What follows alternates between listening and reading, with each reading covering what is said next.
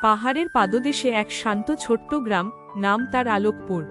গ্রামের সবাই সুখে শান্তিতে থাকত, কারণ প্রতি রাতে গ্রামের মাঝখানে একটা বিশাল দ্বীপ জ্বালানো হতো।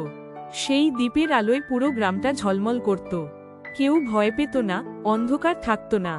একদিন সকালে গ্রামের এক ছেলে, নাম হৃদয়, দেখল দ্বীপটা নিভে গেছে।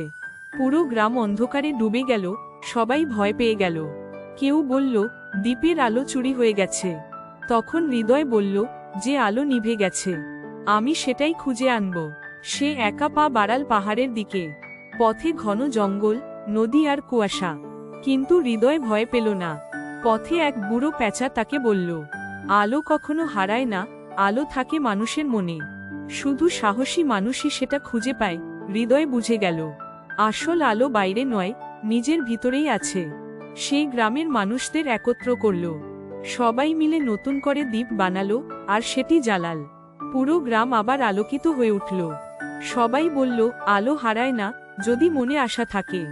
শিক্ষা: অন্ধকার যতই হোক, আশা আর সাহস থাকলে আলো নিজেই ফিরে আসে।